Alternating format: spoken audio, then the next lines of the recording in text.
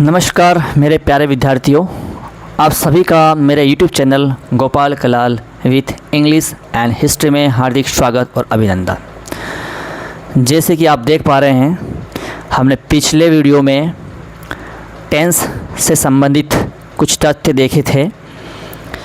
Tense मूलतः 3 प्रकार के होते हैं, present, past and future.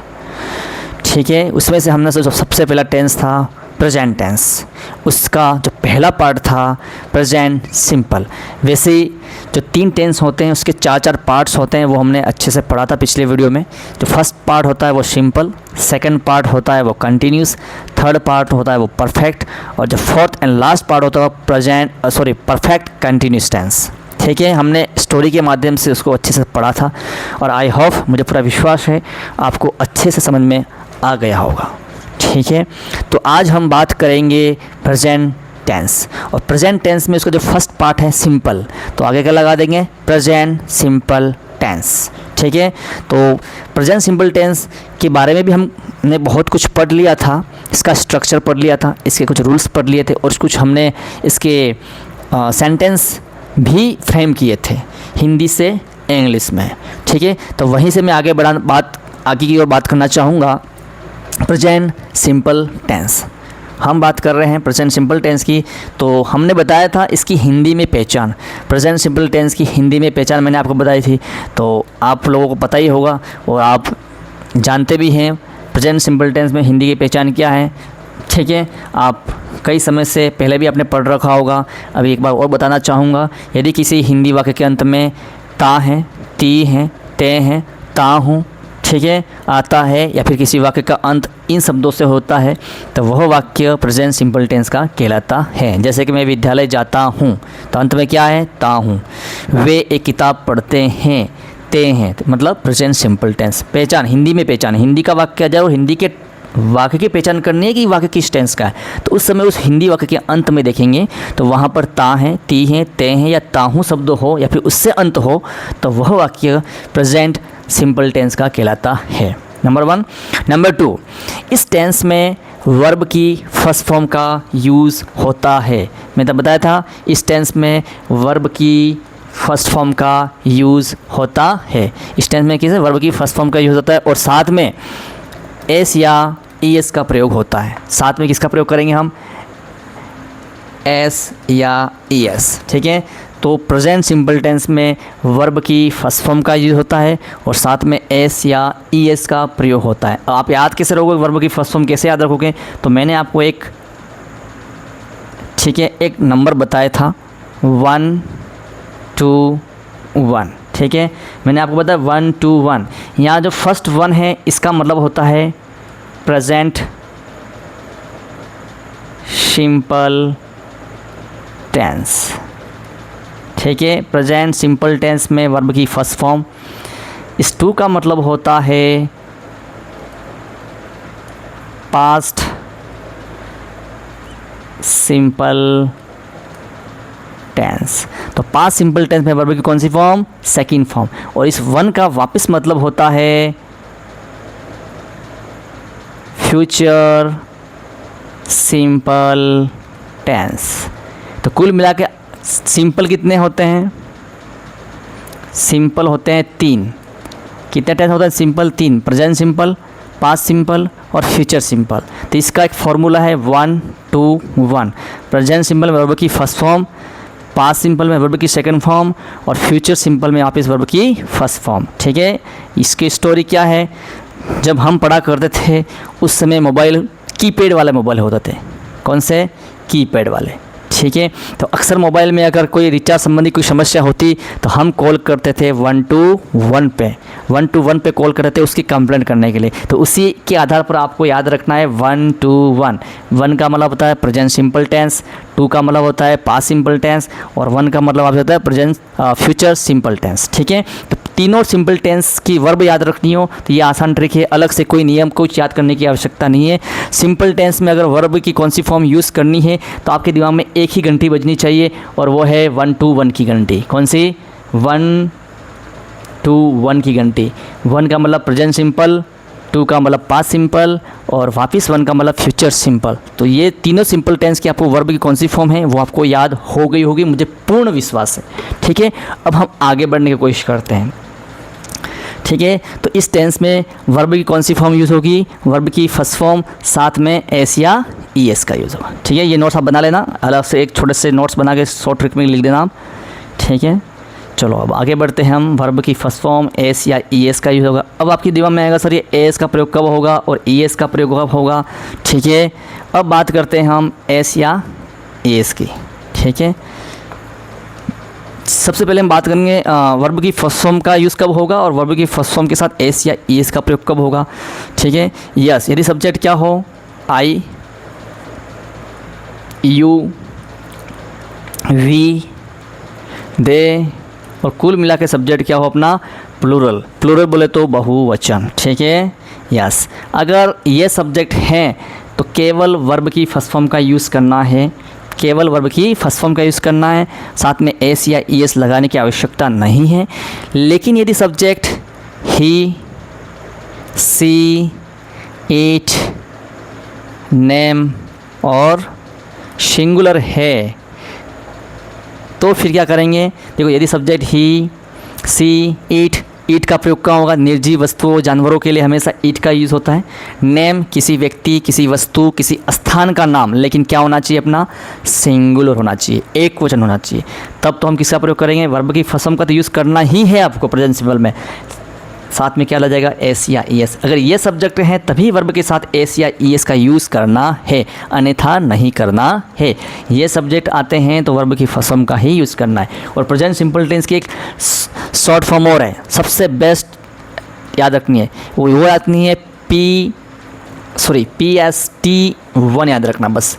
PST1 का मतलब होता है प्रेजेंट सिंपल टेंस, वन का मतलब फर्स्ट, और एक होता है PST2 मतलब पास्ट सिंपल टेंस, टू का मतलब होता है सेकंड फॉर्म और वन का मतलब होता है first form. PST1 present simple tense, one मतलब वर्ब की फर्स्ट फॉर्म, PST2 का मतलब होता है पास्ट सिंपल टेंस में वर्ब की सेकंड फॉर्म का यूज़ करना है।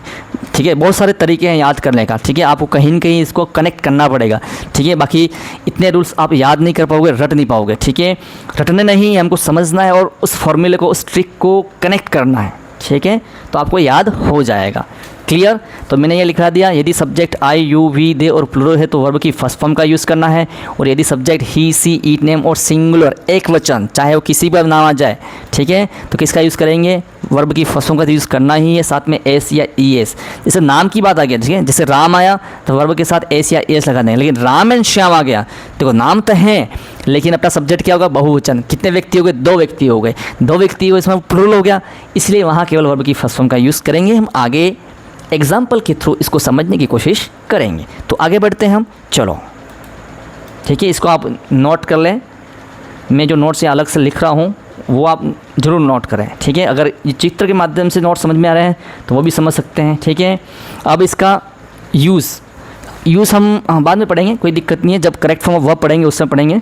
ठीक है, तो हमने पढ़ा वर्ब की फर्स्ट फॉर्म एस या ई एस का प्रयोग ही, सी, ईट, नेम सिंगुलर के साथ, और वर्ब की फर्स्ट फॉर्म का प्रयोग, केवल वर्ब की फर्स्ट फॉर्म का प्रयोग आई, यू, वी, दे और प्लूरल के साथ। ठीक है, अब आपके दिमाग में सर एस कब लगाएंगे और ई एस कब लगाएंगे? इसके भी कुछ नियम हैं, तो लिखें एस और ई एस के नियम।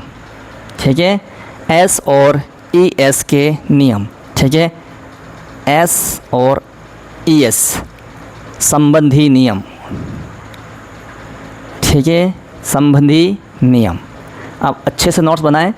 ठीक है, यस,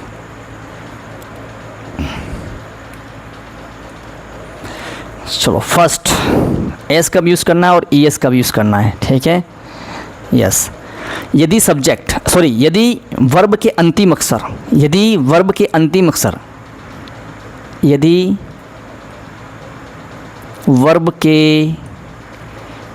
अक्षर क्या हों?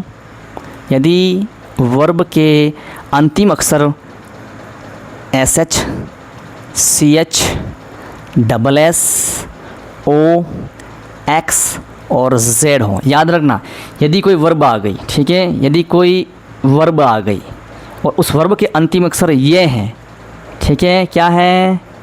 ये एस एच, CH और क्या हो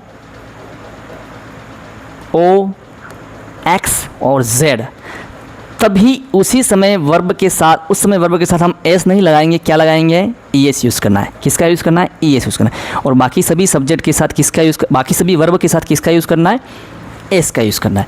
अब एक चीज़ और नोट करके लिखें, बहुत इंपॉर्टेंट चीज़ है, ठीक है। पहले इसको समझेंगे, इसको समझ लो पहले आप। यस, जैसे कि आपके दिमाग में आ गया सर कैसे बताओ, जैसे आ गया SH की बात आ गई, ठीक है। जैसे बात करते हैं SH, ठीक है। जैसे कि वर्ब है वॉस, ठीक है वॉस, तो यहाँ क्या लगेगा, अंतिम अक्षर SH है तो क्या लगेगा, ES लगेगा। जैसे एक CH है, CH वॉच, अंतिम अक्षर क्या है, CH है, इसलिए क्या लगेगा, ES। हम आगे पढ़ेंगे, वॉच का मतलब देखना भी होता है और वॉच का मतलब घड़ी भी होता है, याद रखना। इसके बारे में आगे हम डिटेल्स पढ़ेंगे जब सेंटेंस बनाएंगे कि वॉच का प्रयोग कब होगा, सी का प्रयोग कब होगा और लुक का प्रयोग कब होगा, ठीक है। चलो अभी हम इसकी बात कर रहे हैं। यस, यदि किसी वर्ब के अंतिम अक्षर SS है तब भी हम क्या जोड़ेंगे, ES। जैसे पास, PASS, ES, पासेस। जैसे कि O आ गया तो किसका यूज़ करेंगे, जैसे कि आ गया गो, तो गो से क्या हो जाएगा, गोस, ठीक है। यस, यहाँ जगह नहीं है, यहाँ लिख रहा हूँ मैं। यस, X, ठीक, X क्या है, वैक्स, समझते हो, वैक्सेस, ठीक है। जो बाल होते हैं हमारे एक्स्ट्रा, उसको जब रिमूव करते हैं ना, ठीक है, चेस्ट पे और वो उसको बोलते हैं वैक्स। और एक लास्ट है Z, यहाँ लिख रहा हूँ मैं, जगह है ही नहीं यहाँ, ठीक है। यस, Z, ठीक है। Z है वो है BUZZ, ठीक है। डबल Z या Z आ जाए, बज़ का मतलब होता है भिन भिनाना, तब मधुमक्खियाँ भिन भिना रही है, बीज आर बजिंग, ठीक है, बीज आर बजिंग, मधुमक्खियाँ भिन बना रही है, तो उस समय भी हम क्या लगाएंगे, ES लगाएंगे, ठीक है। तो अगर वर्ब के अंतिम अक्षर SH हो, CH हो, SS हो, O हो, X हो और Z हो, तो हम क्या लगाएंगे वर्ब के साथ, ES का यूज़ करेंगे, ठीक है। आपको ये पता है S और ES का प्रयोग कब करेंगे, सब्जेक्ट के अनुसार। सब्जेक्ट क्या हो, ही, सी, इट, नेम और सिंगुलर, कुल मिला के अपना जो सब्जेक्ट है वो सिंगुलर होना चाहिए, तभी S या ES का प्रयोग करेंगे। अब S और ES का प्रयोग कब करेंगे, तो ES का प्रयोग कब करेंगे, जब वर्ब के अंतिम अक्षर SH, CH, SS, O, X और Z हो, तभी वर्ब के साथ ES का यूज़ करना है, बाकी सभी वर्ब के साथ S का यूज़ करना है। लेकिन मैं बताना चाहूँगा, एक नोट करके ज़रूर लिखें आप, एक और चीज़ इम्पोर्टेंट है, इसको नोट कर ले अच्छे से। एक चीज़ और इम्पोर्टेंट है, ठीक है। यदि किसी वर्ब के अंतिम दो अक्षर कॉन्सोनेंट प्लस Y हो, याद रखना, बहुत इम्पोर्टेंट है ये, ठीक है। अक्सर हमको लगता है सिंपल है, लेकिन सिंपल नहीं है, ठीक है। याद रखने वाली चीज़ें हैं, छोटी छोटी चीज़ें याद रखने वाली चीज़ें हैं, ठीक है। यस, Y से संबंधित नियम, Y से संबंधित नियम लिखें आप, Y से संबंधित नियम, Y से संबंधित, ठीक है, जैसे भी लिखना, संबंधित नियम, ठीक है। Y से संबंधित नियम क्या याद रखना है आपको, Y से संबंधित नियम के अंदर। यस, यदि किसी वर्ब के, लिखें, यदि किसी वर्ब के, ठीक है, अंतिम कितने अक्षर, दो अक्षर, अंतिम जो अक्षर हैं वो क्या दे रखे हों, कॉन्सोनेंट, ठीक है, प्लस क्या हो, Y हो,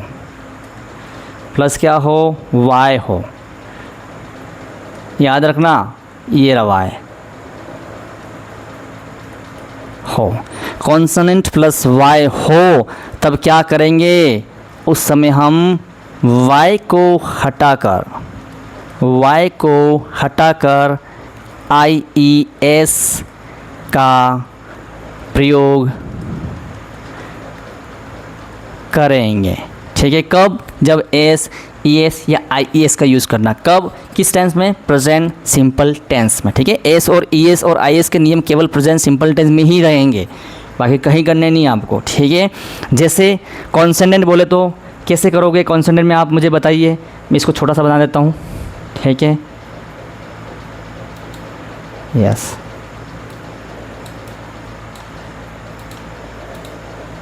इसको छोटा सा बनाऊंगा ताकि क्या है आपको समझाने में।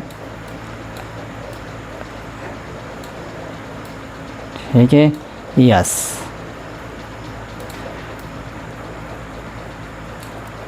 यस, जैसे कि आ गया, मान लो एक, जैसे कि हम बात करते हैं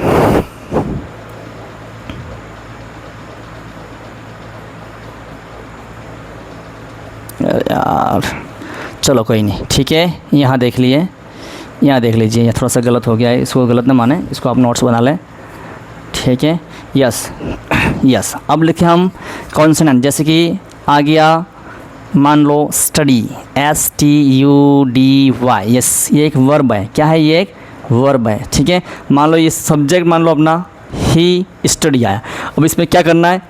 जब सब्जेक्ट क्या हो, ही, सी, इट, नेम सिंगुलर है, तो वर्ब के साथ या तो एस लगेगा या ई एस लगेगा या फिर आई ई एस का यूज़ होगा, तीनों में से एक होगा। ठीक है, तो वर्ब को देखेंगे।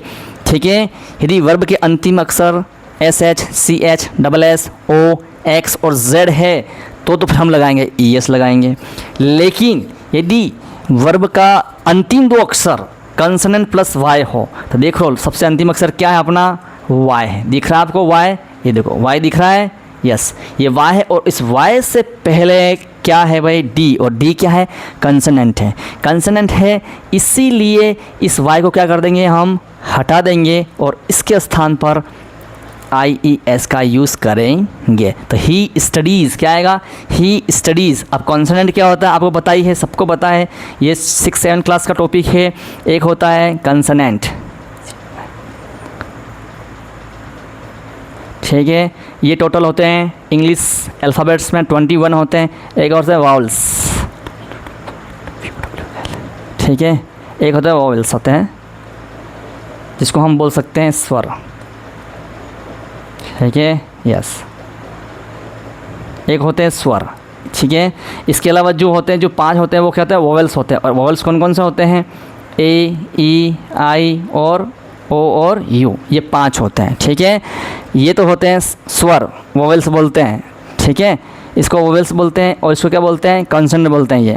ठीक है, ए, ई, आई, ओ, यू के अलावा जितने भी वो सारे कंसोनेंट हैं, जैसे कि B, C, D, F, G, H, J, K, L, M, N, P, Q, R, S, T, V, W, X, Y और Z, ये सारे 21 है वो कंसोनेंट होते हैं। यदि Y से पहले कंसोनेंट आ जाए तो फिर हम Y को हटाकर IES का यूज़ करेंगे। और यदि Y से पहले वोवेल्स आ जाए, A, E, I, O, U आ जाए तो केवल और केवल किसका यूज़ करना है? S का। जैसे एक वर्ब है PRAY, प्रे। ठीक है, अंतिम अक्षर क्या? Y है और Y से पहले क्या है? वोवेल्स है, इसलिए इस क्या करेंगे? PRAYS होगा, एस होगा। ठीक है, यहाँ एस लगेगा, यहाँ IES नहीं लगेगा, भले वाई है, क्योंकि वाई से पहले अगर कंसोनेंट होता तो वाई को हटा देते, और वाई को हटाकर हम किसका यूज़ करते हैं? IES का यूज़ करते हैं। लेकिन वाई से पहले क्या है? वोवेल्स है, इसीलिए हमने केवल क्या लगाया? एस लगाया। क्लियर? इसको नोट कर ले अच्छे से। ठीक है, जैसे कि स्टडी है, प्रे है, एक और वर्ब है लिख सकते हैं CRY। ठीक है, क्राई, क्राई का मतलब चिल्लाना। ठीक है, चीखना, चिल्लाना। वाई है और वाई से पहले क्या है? कंसोनेंट है, तो क्या आएगा इसकी? CRIES, cries. ठीक है, एक है ट्राई, TRY, ट्राई करना। ठीक है, कोशिश करना। वाई से पहले क्या है? कंसोनेंट, क्या जाएगा? Tries, TRIES। ये इस प्रकार है। ठीक है, जैसे कि हम वोवेल्स की बात करें, जैसे कि है, ठीक है, PAY, पे यानी चुकाना। वाई से पहले क्या है? स्वर है, इसलिए क्या लगेगा? केवल एस लगेगा, पेज। ठीक है, आप अच्छे से नोट्स बना लें इसको, इसके आगे हम आगे बढ़ते हैं। ठीक है, ये हो गए एस, ES और IES से संबंधित नियम। ठीक है, चलो भाई, तो आगे हम बढ़ते हैं। तो नियम नंबर 2 पढ़ लिया। इस वर्ब में इस टेंस में वर्ब की फर्स्ट फॉर्म एस या ई एस का होता है। अब एस, ई एस और आई एस का यूज़ कब होगा वो मैंने आपको बता दिया है। ठीक है, चलो भाई अब शुरू करते हैं टेंस। अब टेंस शुरू करने से पहले मैं छोटा सा एक चीज़ बताना चाहूँगा आपको, ज़रूर देखें आप। ठीक है, और वो टेंस पढ़ने से पहले मैं आपको बताना चाहूँगा, यस,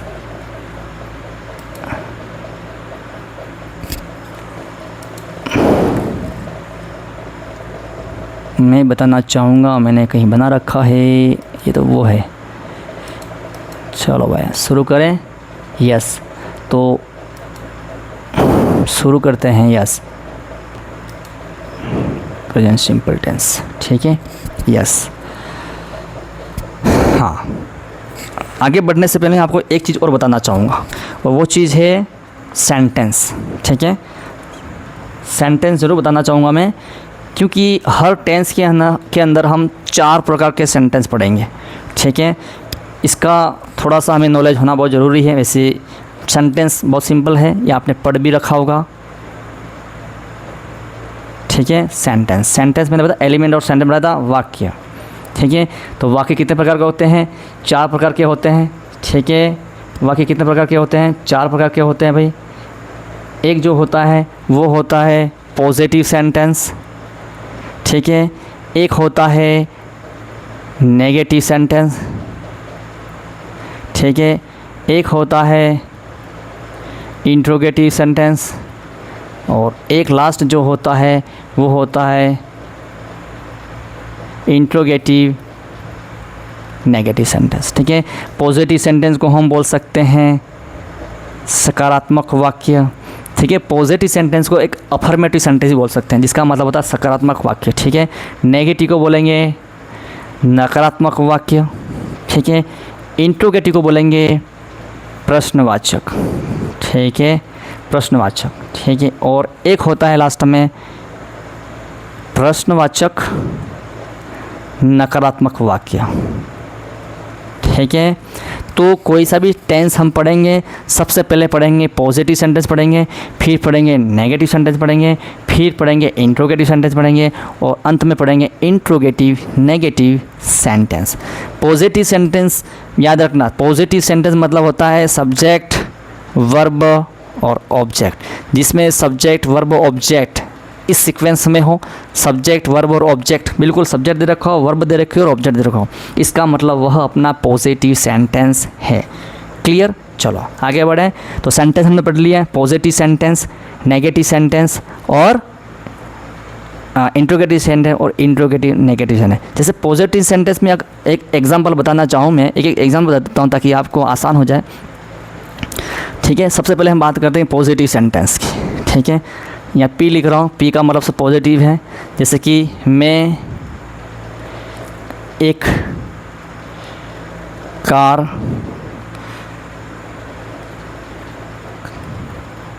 खरीदता हूँ। ठीक है, सब्जेक्ट, वर्ब, ऑब्जेक्ट, बिल्कुल सिंपल सा वाक्य, ये है पॉजिटिव सेंटेंस। ठीक है, अब बात करेंगे नेगेटिव सेंटेंस। मैं एक कार नहीं खरीदता हूँ। ठीक है, देखो नहीं शब्द आया, मतलब ये नेगेटिव दर्शा रहा है। वैसे इंट्रोगेटिव, ठीक है, इंट्रोगेटिव में क्या होगा? इंट्रोगेटिव ये मतलब प्रश्नवाचक। प्रश्नवाचक मतलब ऐसे वाक्य जिनकी शुरुआत किससे हो? क्या से शुरू हो। ठीक है, और लास्ट में क्वेश्चन मार्क हो। क्या मैं एक कार खरीदता हूँ?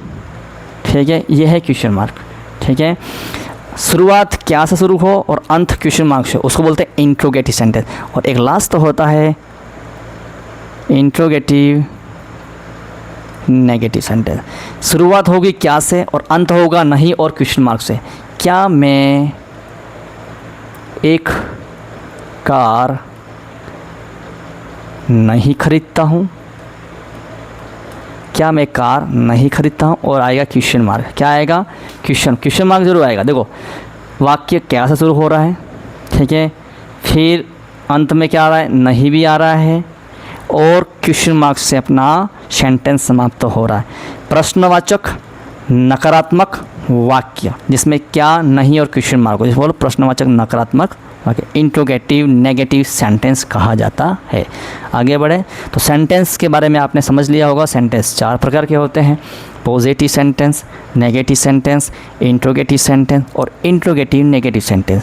तो हम सबसे पहले प्रेजेंट सिंपल टेंस के चारों सेंटेंस पढ़ेंगे, पॉजिटिव भी पढ़ेंगे, नेगेटिव भी पढ़ेंगे, इंट्रोगेटिव भी पढ़ेंगे और इंट्रोगेटिव नेगेटिव भी पढ़ेंगे। क्लियर?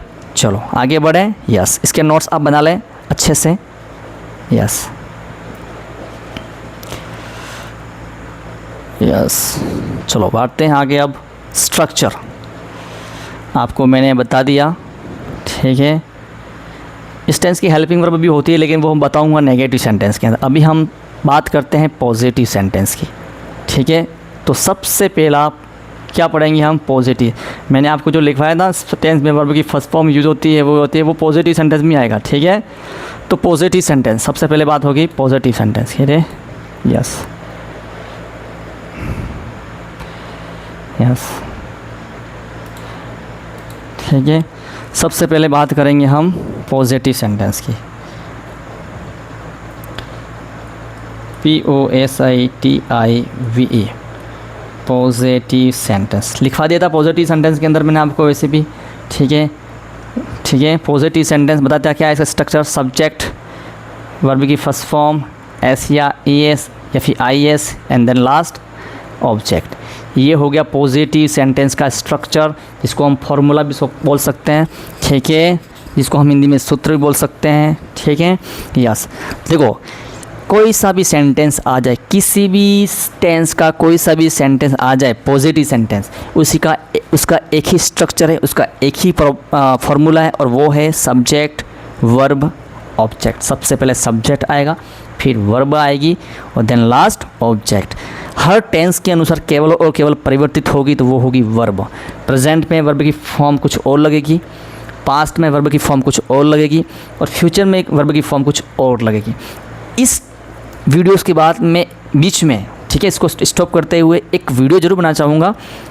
किस पर? वर्ब पर, मतलब टाइप्स ऑफ वर्ब और form of verbs. What is different between types of verb and form of verbs, वो मैं टॉपिक लेके आऊँगा।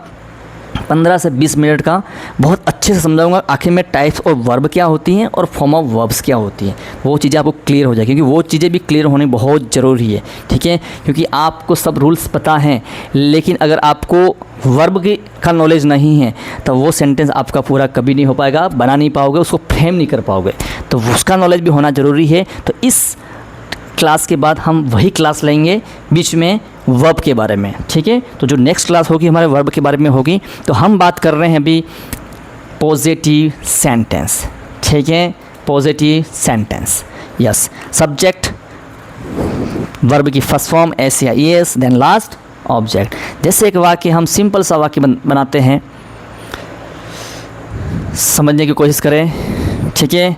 मैं, बिल्कुल सिंपल सा वाक्य, ठीक है, मैं एक किताब पढ़ता हूँ, ठीक है। मैं एक किताब पढ़ता हूँ। मैंने हालांकि ये सारी चीज़ें पहले पढ़ा दी है, लेकिन मैं चाह रहा हूँ एक बार और रिवीजन करवाऊँ अच्छे से।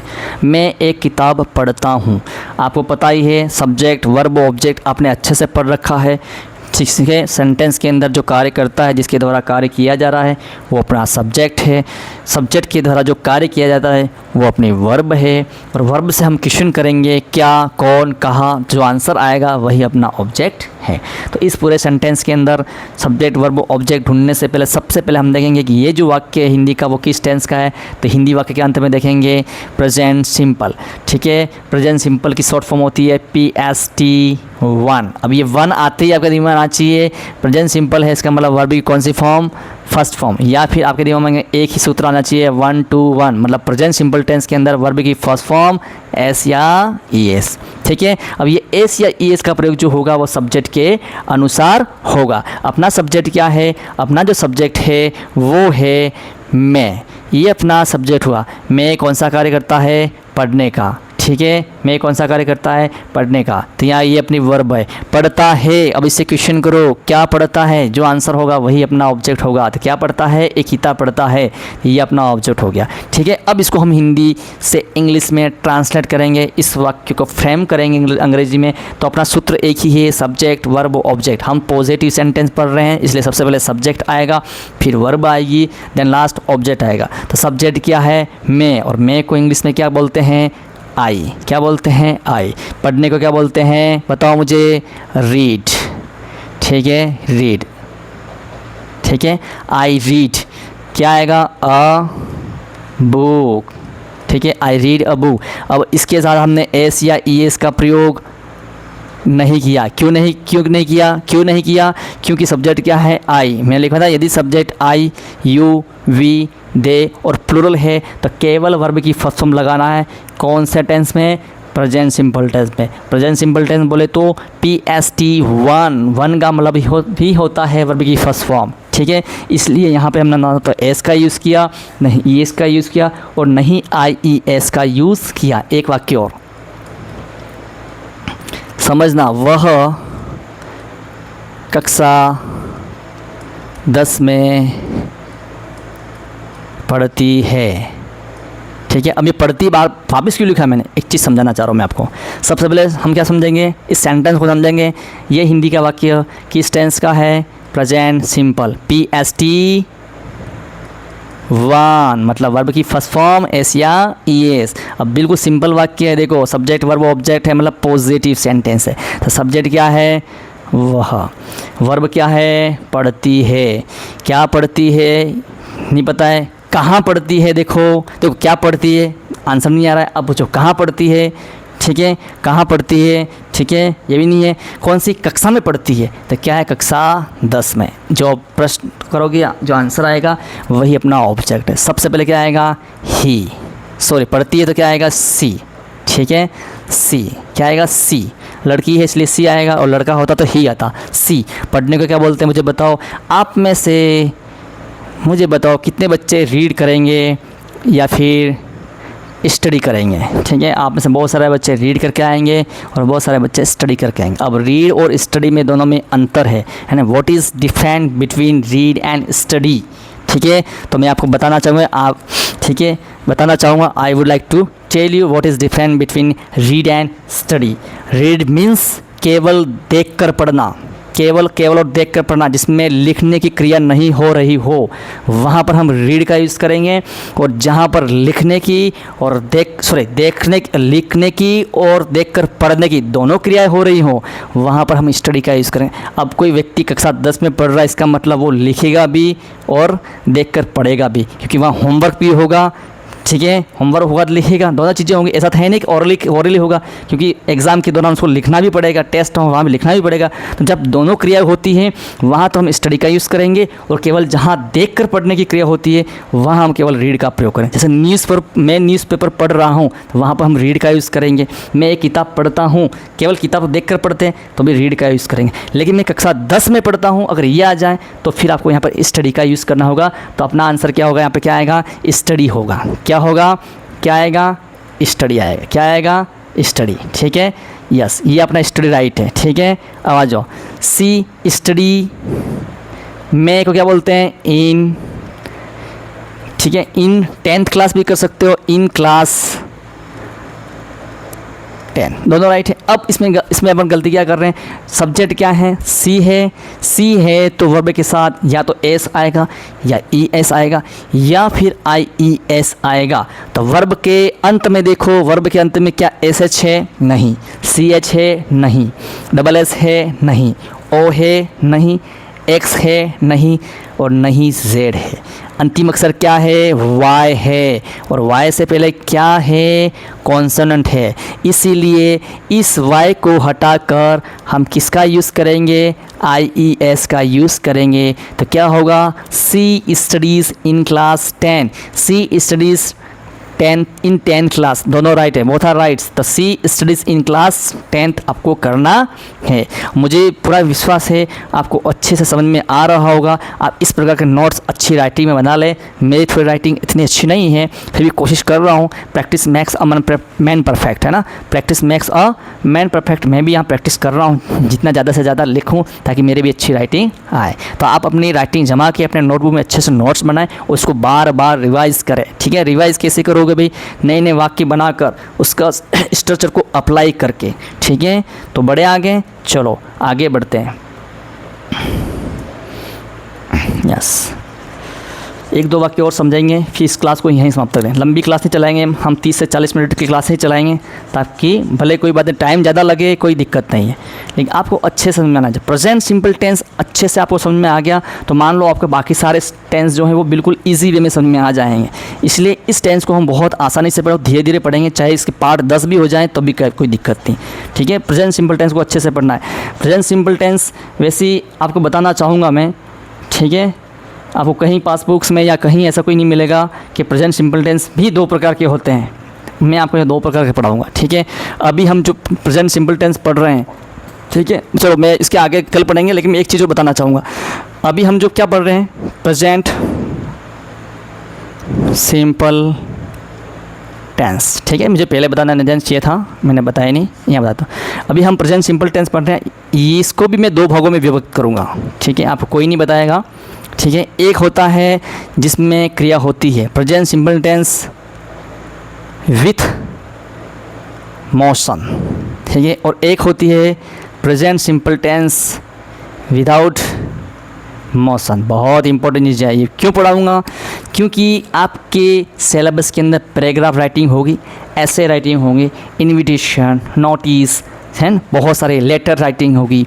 ठीक है, जो प्रेजेंट सिंपल टेंस में लिखे जाते हैं या प्रेजेंट टेंस में लिखे जाते हैं। अगर ये टेंस अच्छे से केवल present simple tense with motion पढ़ के जाओगे तो सारे सेंटेंस को आप फ्रेम नहीं कर पाओगे। आपको विदाउट मोशन भी आना चाहिए, इसके अलावा देयर का यूज़ भी आना चाहिए, इसके बाद आपको हैज़ हैव का यूज़ भी आना चाहिए, इसके बाद कुछ मॉडल्स का यूज़ भी आना चाहिए। तब जाके आप अच्छे से हिंदी से अंग्रेजी में आसानी से ट्रांसलेट कर सकते हो। और इसी चीज़ को बार बार प्रैक्टिस करोगे तो आप स्पोकन में भी इसको यूटिलाइज़ कर सकते हो। ठीक है, चलो शुरू करें। यस, तो मैं बताना चाहूँगा, एक होता है विथ मोशन और एक होता है विदाउट मोशन। विथ मोशन कौन से होते हैं? जिसमें क्या होती हो, जिसमें क्रिया हो रही हो, जिसमें क्रिया होती हो, या फिर सब्जेक्ट कार्य कर रहा हो या करता हो। ठीक है, कर रहा हो। ठीक है, वो तो हो गया विथ मोशन। तो अभी हम कौन सा पढ़ रहे हैं? With motion. जैसे मैं विद्यालय जाता हूँ, जाने का कार्य हो रहा है। ठीक है, वह कक्षा 10 में पढ़ती है, पढ़ने का कार्य हो रहा है। ठीक है, मैं अपने कपड़े धोता हूँ, धोने का काम हो रहा है। कौन कर रहा है? सब्जेक्ट कर रहा है। जहाँ सब्जेक्ट काम करता है, कर रहा है, कर चुका है, करेगा या किया, वो तो आएगा विथ मोशन में आएगा। किस में आएगा? With motion. एक होता है विदाउट मोशन, जिसमें सब्जेक्ट के द्वारा कोई कार्य नहीं किया जाएगा। यहाँ पर तो हम बताएंगे, क्या बताएंगे? सब्जेक्ट कौन है, कहाँ है, ठीक है, क्या है। ठीक है, सब्जेक्ट कौन है, कहाँ है और क्या है, उसको बोलेंगे विदाउट मोशन। क्या बोलेंगे? उसको बोलेंगे हम विदाउट मोशन बोलेंगे। क्लियर? इसको हम डिटेल से पढ़ेंगे। विथ मोशन कंप्लीट करने के बाद मैं बताऊंगा विदाउट मोशन क्या होता है, और बिल्कुल सिंपल तरीके, बिल्कुल ट्रिक से बताऊंगा आपको। एक ही क्लास में सारी चीज़ें समझ में आ जाएगी। तो आज की क्लास मैं यहीं समाप्त करना चाहूँगा। इससे आगे हम अगली क्लास में मिलेंगे। ठीक है, और क्लास को समाप्त करने से पहले फिर से मैं आपसे विनती करना चाहूँगा, रिक्वेस्ट करना चाहूँगा मेरे सभी विद्यार्थियों से, सभी अभिभावकों से, और जो भी इस वीडियो को, इस क्लास को देख रहा है उन सभी से, अगर मेरे इस चैनल को सब्सक्राइब नहीं किया हो तो ज़्यादा से ज़्यादा सब्सक्राइब करें। ठीक है, शेयर जरूर करें, ज़्यादा से ज़्यादा कमेंट करें, पॉजिटिव कमेंट जरूर करें और लाइक जरूर करें। ठीक है, तो इसी के साथ हम अगली क्लास में मिलेंगे। जय हिंद, जय भारत।